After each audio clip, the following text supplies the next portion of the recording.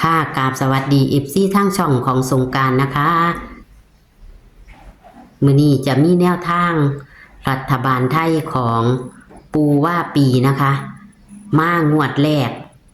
แหกหมานค่ะพี่น้องแต่เพิ่นให้ตำล่าวกับเขาอยู่บ่เจ้านะคะเพิ่งจะมาหลุดนะคะหลุดแต่ก็บ่หลุดเลยนะคะไปทางอุบลอยู่แต่ว่ามื้อนี้ได้ยินว่าปูเพิ่นอยากแบ่งปันเพิ่นอยากเป็นสะพานบุญให้กับ FC นะคะพี่น้องของรัฐบาลไทยงวดประจำวันที่1สิงหาคม69นะคะเอาขอคนอะไรคนละแช่ให้กับปูและกับช่องของสงกรานต์เหมือนเดิมค่ะจะเป็นตัวใดนั้นเฮาไปรับชมรับฟังกันได้เลยค่ะฮัลโหลค่ะกราบนมัสการค่ะปูโอ้มาเอารัฐบาลได้บ่ค่ะมาเอารัฐบาลไทยค่ะช่างเดี๋ยวตำราก็เขียนไว้แล้วเอาเขาไว้ที่ห้องสว่าสิได้โหลดคลิปแล้วปูก็เลยบ่ได้โทรไปเอาง่ายดีกันละดีกันเอาควายก็ดีเพราะว่าเขาสิได้ลงคลิปลงหยังไปเนาะเพราะว่ามันใกล้แล้วเด้อมื้อนี้ก็จักหน่อยก็ว่าเข้าพรรษาก็สิยากบ่ลุงตุ้งตังอีกเนาะค่ะเข้าพรรษาปูได้ให้บ่ล่ะค่ะก็สิได้ให้อยู่ดอกแต่ว่าก็สิเฮ็ดก็สินอนดึกแน่จักหน่อยก็สิทำวัดเช่นหยังแล้วเพราะว่ามันก็มีเวลาอยู่ยามเว้นแต่ยามแลงมันจะทำวัดเช้าทำวัดแลงกันชุมนุมกันพระค่ะก็สิพากันทำวัดทำว่ากันพระจักค่ะพระจักองค์ค่ะปูพระที่รูปค่ะแล้วพอดีโยมแม่เตรียมตัวเขียนรถค่ะมีแบบใดปูมีเลขในตารางมีโยมแม่เลขในตารางเหรอแล้วก็มี2โต3โตนำแม่นบ่แม่นแบบเดียวกันกับลาววัฒนาล่ะค่ะแต่ว่าหลักร้อยก็มีอยู่แต่ว่าหังบ่ได้นั่นให้จับเอาเลยนะบ่เป็นหยังค่ะปูเอาในตารางก็เขียนในโยมแม่เด้อจากบนมี7มี8มี1 7 8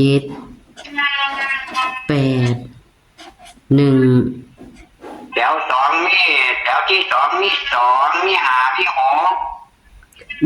มีเลขหอยน้ำบ่ค่ะปูมีโยมแม่โอ้มีหยังก็ปูว่าไม่กันนะแถว2นี่มีเลข2เลข5เลข6 2 5 6แถวล่างนี่เลข9ได้โยมแม่เด้อค่ะ9เด่น3ตัวเด่นบนล่างนี่3ตัว9 8 2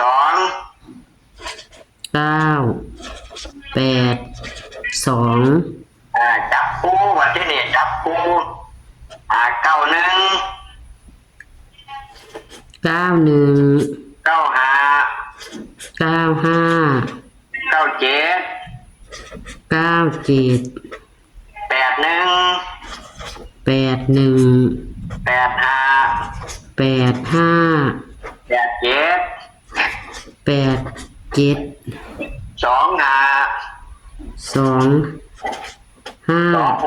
มันเนี่ย27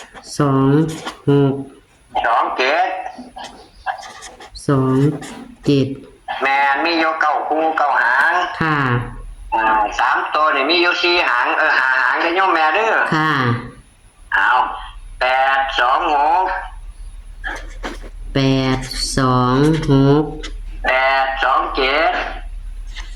8 2 7 7 9 1 7 9 1 1 9 7 1 9 7 2 8 5โยมแม่2 8 53ตัวนี่เน้นไปที่8 2 6 8 2 7 8 2 6 8 2 7เราจะ197น้ำได้โยมแม่เด้อ197ที่นี่2ตัววงกลมไปที่91 97 91 97 85 26 27 85 26 27 ตัวเน้นได้ย่อมแม่เด้อเขียนว่าเน้นไว้เน้นไปที่97ค่ะเราก็2627ได้ย่อมแม่เด้อค่ะให้3คู่ตัวเน้นเนาะตัวเน้นละก็มีแค่นี้ละมันก็เขาดีอยู่บ่คายรู้ดอกย่อมแม่ค่ะรัฐบาลได้บ่ใครหลุดแม่นบ่ปูเลข3ตัวนี่เขาดีบ่ปู3ตัวนี่โดนเขาเที่ยนึงแต่ว่าเขาก็ให้ไปเบิ่งละฮะมันบุญล้นทับเนาะโยมแม่เนาะค่ะต้องบอกให้ว่าได้แนวบ่นี่ค่ะตะก่อนนั่นปู่บ่ได้เฮ็ดเลขสูตรจังซี่เด้ปู่มีตาฝันกับนางเนรมิตอยู่บ้านค่ะปัจจุบันอยู่สารคามเดี๋ยวนี้บ่หินบ่นางบ่ฝันติปูบ่นั่นเลยคือโยมอยู่ญาติโยมอยู่บ้านเพิ่นว่าบ่ให้ปล่อยแต่สมัยก่อนจักหลายเพิ่นบ่ให้ปล่อยถามพอบ่ประสงค์บอกน้ำเราก็ฮู้อยู่ดอกค่ะเราเคยไปเอาน้ำอยู่ค่ะเราก็ถือหลายเที่ยอยู่ถือดูวันนี้ปล่อยบ่หลายคู่นี่โยมแม่ปล่อย5คู่6คู่เท่านี้ค่ะจำนั้นล่ะเขาทุกงวดมาที่นี่ญาติโยมมาบ่นั่นก็เลยรับปากกับเพิ่นก็เลยบ่ได้ไปขอพุ่มอยู่วัดอยู่บ้านมันไปกลับไปบ้านย่ำใดขอคนมันก็ถือย่ำนั้นขอย่ำใดเขาย่ำนั้นพุ่มอยู่วัดอยู่หันพุ่มเพิ่นดีจนนี้เนาะปูแม่เพราะว่าตอนนี้หลวงพ่อนั่นแล้วมาอยู่แท่นนั่นถือสูงจังหวัดลอตเตอรี่2 ใบ 3 ใบใต้ดินแล้วก็ถือก็ซื้อเรื่อยค่ะแล้วเอาโอ้ยอยากให้ปูฝันมึงนี่เนาะฝันคือสิคิวคือสิแม่นเรื่องนี้มันนั่งบ่มีสมาธิดอกมันเสียงมันดังบ่คือญี่ปุ่นมันเงียบอันใกล้บ้านบ่ปูคือมีเสียงใกล้แล้วเนาะย่างออกไปแค่เท่าไหร่ล่ะ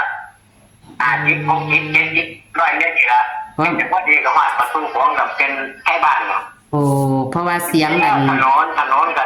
ติดกับหน้าประตูของรถแล่นเบิ่นๆอยู่มันก็เลยบ่ใครมีสมาธิเป็นดาวค่ะ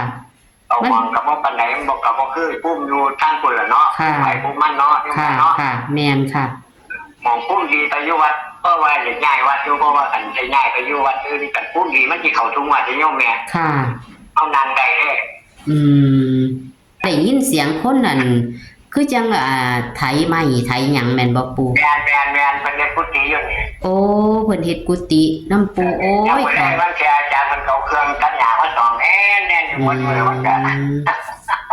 ว่าก็เลย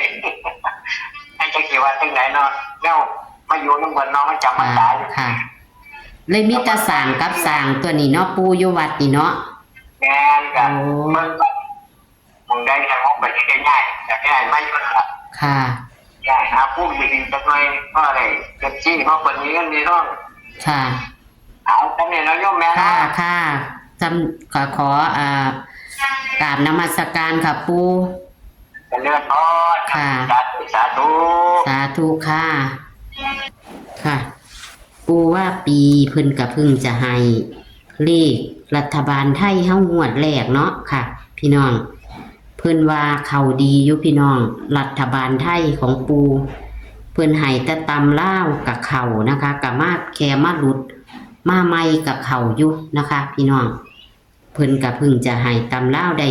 3-4 มื้อนี่ล่ะคันจำบ่ผิดเนาะค่ะเนาะแต่ว่าของไทยนี่เพิ่นบ่ทันให้จักเที่ยเนาะค่ะบัดนี้เพิ่นก็เลยมาอยากเป็นสะพานบุญของรัฐบาลไทยเฮา1 สิงหาคม 69นี่ล่ะค่ะพี่น้องปูว่าปีงวดบางหันก็ลืมถามเพิ่นว่ามันเข้าตัวใดแต่เพิ่นว่ามันเข้านะคะมันเข้าอยู่เฮาก็เบิ่งล่ะเนาะค่ะพี่น้องเฮาก็เบิ่งไปอย่าฝ่าวลงทุนหลายเนาะค่ะเบิ่งให้มั่นใจซะก่อนเอาจังลงทุนเนาะแต่ว่าผู้ใดเป็น FC เพิ่นก็สิฮู้สินั่นอยู่ดอกเนาะค่ะว่าเลขเพิ่นเข้ามาจังไดเนาะเพราะว่าเพิ่นให้ทางช่องอื่นกับให้อยู่นะคะเอามื้อนี้นะคะก็มีมาฝากแล้วค่ะรัฐบาลไทย1 สิงหาคม 69นะคะ เลขในตารางเพิ่นพี่น้อง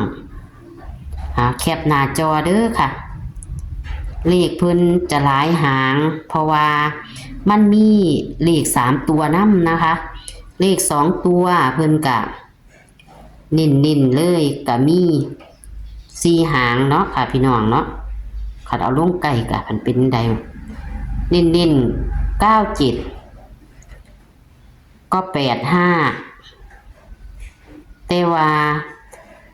เพิ่นเน้นมีอยู่มีอยู่5หางแต่ว่านิ่นมีอยู่3หางพี่น้องมี97มี26มี27นะคะเพิ่นนิ่นนะคะ